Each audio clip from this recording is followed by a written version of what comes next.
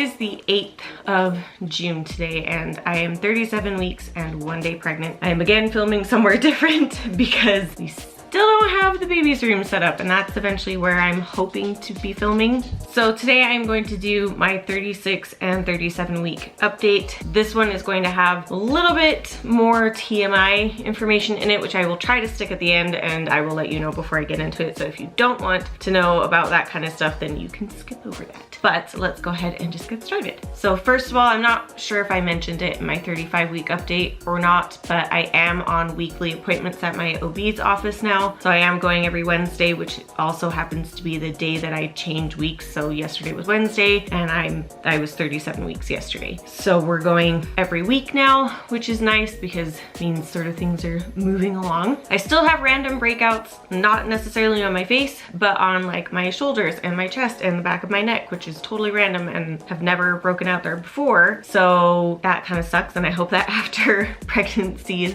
done, that stops being a thing, because I don't like that very much. Swelling wise, my feet are still swollen pretty much every single day. My hands are now swollen to the point where they're just uncomfortable, like writing. I was writing stuff yesterday and it was just not very comfortable at all to write. I have had to take off my wedding ring and my engagement ring. I can still get them on and off, but it's become a little bit painful, and I'm a little concerned that at one point I'm not going to be able to get it off, and it just is kind of not comfortable to wear anymore. So I have stopped wearing that in the last couple days or so. I am officially on maternity leave now. I've been on maternity leave for 8 days, and I don't go back until September 1st, so that's awesome. It also kind of sucks because it's not paid, so really sucks in that sense, but I get 3 months maternity leave to spend with my baby, so that's gonna be pretty awesome. Craving wise, I have not had any real cravings this trimester, I don't believe. I'm still eating cereal, I'm still drinking apple juice, I'm still eating tons of spicy food, but I haven't necessarily had any hardcore cravings, I don't think. Nothing that's unusual for, you know, myself. Nothing that is strictly, oh, this is only a pregnancy craving. I definitely have gotten to the point where I'm way hungry all the time, and I am constantly eating all day long. And you know, if I don't eat right before bed, then first thing in the morning I'm dying of starvation, or I'll wake up in the middle of the night and I'll have to eat saltine crackers or something before I can go back to bed, because it's very, very uncomfortable at this point to have an empty stomach. Speaking of empty stomachs though, this kind of area is, well, you can't see, but I did drop officially on Sunday. So today's Thursday, I dropped last Sunday, and I can definitely, when I'm sitting down at least, I can definitely breathe a little bit more freely, and there's a lot more pressure down towards the bottom of my belly now, as opposed to right at the top. It's kind of frustrating though, because I sit cross-legged a lot, and now my belly touches my thighs, and I hate it. I can't stand it, and I lean over this way and it touches my legs, and I don't like that at all. So that's kind of uncomfortable, but as long as I'm sitting up straight, which is something they recommend to do when you're at this point in pregnancy, so that the baby sits where he needs to be sitting or she needs to be sitting, then I'm okay. I'm drinking a lot more water than I used to. I say this as I have a soda in front of me, but this is, it's from Taco Bell, and it's like a, what is it called? I don't know. It's the Mountain Dew lemonade spiked something or other. It's delicious, whatever it is. I wanted to try it, so I tried it, and it's good. But for the most part, I have been sticking to drinking a lot more water. I realized that in this video I'm gonna look like poop because I have no makeup on, but I was too lazy to do that, so I didn't. And I wanted to give my skin a break, so I don't have makeup on, so yay, I'm gonna look all swollen and gross.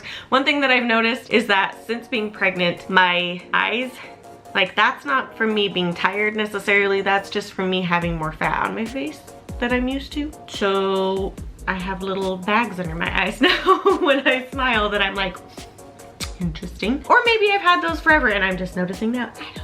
So weight-wise, at the moment, my uterus, top of my uterus, is measuring at 38 centimeters as of yesterday. 38 centimeters. I am 142.8 pounds.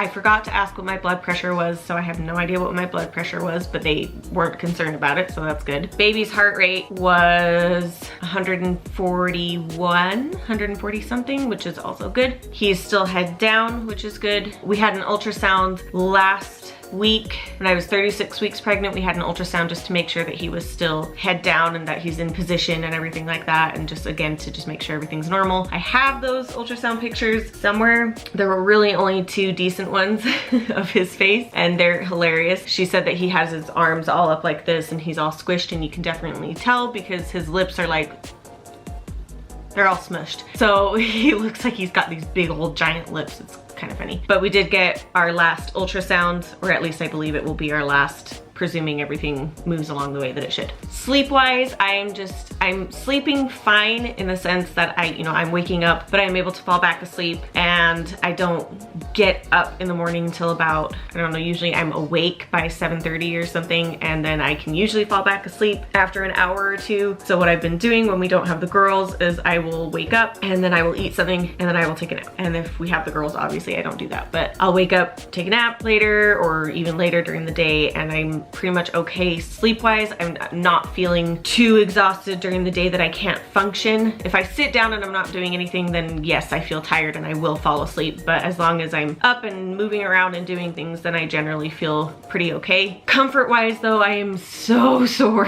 when I sleep. I am just so incredibly sore, and that kind of sciatic area, nerve pain or hips or whatever you want to call it, is just in so much pain. And now that pain from sleep is starting to carry over during the day. So like right now, I slept really badly last night pain wise. Again, I was able to sleep, but I was in a lot of pain and had to keep moving around. That pain normally goes away once I wake up and start moving around, but it hasn't really gone away today, and so that kind of sucks. But I'm just generally uncomfortable everywhere all the time. My feet are always hurting if I have to stand or walk. Walking at all has become exhausting. Dale and I went to Rocky Mountain Raceway last week, I think, and we went to just some little car race things, and we had to walk from the parking lot to the pit, which is where the car and his team was, and can't have taken more than in between 5 and 10 minutes, and that's only because we were walking slowly for my benefit because I was having a problem walking. But it was really, really painful. We were only there for I think 3 hours at the most, maybe, and I got to sit down most of the time, and we walked back and forth maybe twice, 3 times or something like that. I don't know, but I was so sore. I was so incredibly sore afterwards. And originally I was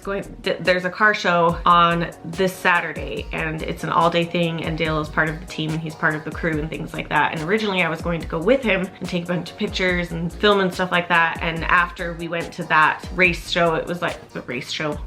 After we went to that, it was like, you know what? I'm not gonna be able to go with you. I'm so sore, and we've only been here for 3 hours, and I've been sitting most of the time. Still really congested. I don't know if I've mentioned that like more than once throughout the pregnancy, but congestion is a symptom of pregnancy, and a lot of women get it, and I definitely have it, and it's just really annoying. But especially now that allergy season has kind of started to approach, or has approached, or whatever you want to call it. Allergy season is kind of here, and I don't have bad allergies in Utah. I did when we lived in Europe. I had horrible allergies, but here I don't have terrible allergies. But with the congestion from being pregnant, in addition to the allergies, I'm now just like, and I feel stuffy all the time, which is crap. Okay, so moving on to more of the TMI section. So if you are not interested in this kind of thing, then I would just go ahead and skip over it, and I will see you in my next video, because the rest of this is basically just going to be sort of updating on the more TMI factors of my pregnancy. So we're gonna go ahead and get into that. So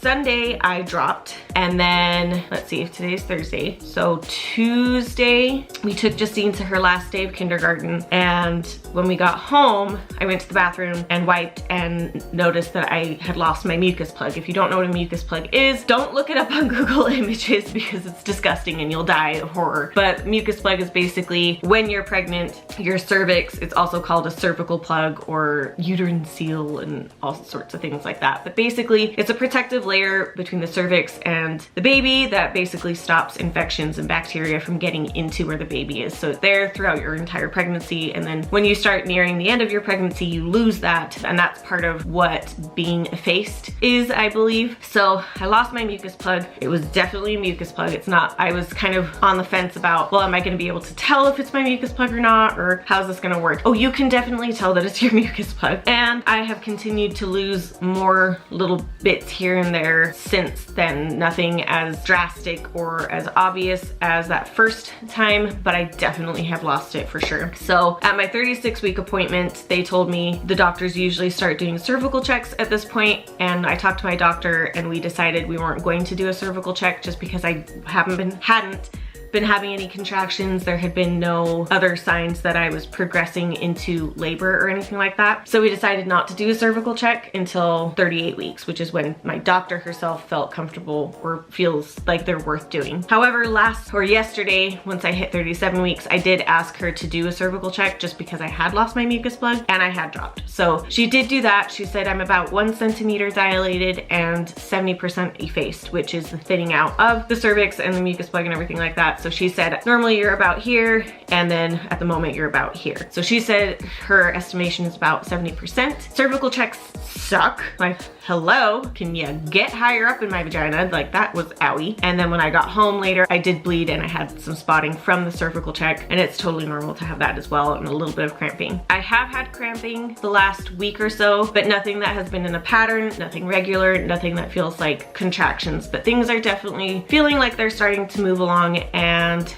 we are hoping that, because the nursery is not ready yet, the carpet gets installed tomorrow in the room that Dale's sister is going to move into. Carpet gets installed. She has all of Saturday to move her stuff out into that bedroom, and then Sunday we are planning on putting the entire nursery together. So Sunday, after the nursery is done, this baby can come whenever he wants, but until then he needs to stay put. Anyway, so that is sort of the TMI portion of this video. It really isn't that bad, but I just wanted to warn people because I know I do have family members who watch this. There definitely has been some tightening and some things that could be contractions. Nothing regular. They're probably just more intense Braxton Hicks contractions, and I've had a little bit of cramping, but that's it. So I will keep you guys posted, and I will maybe see you guys next week for my 38-week video. I'm gonna try and do weekly ones from here on out if I last that long, just because it's, yeah, a lot can happen. So we'll see. Maybe next time I will still be pregnant, and maybe next time I will not, but I will go ahead and show you guys my belly.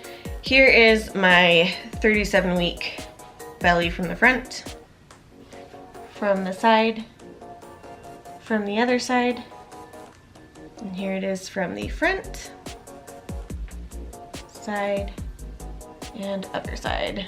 So he's getting real pokey and gross looking, but here it is. Thank you guys for watching. As always, like, comment, and subscribe to my videos, and that is about it. I hope you guys are having a good day or night wherever you are in the world, and I will talk to you guys later. Bye.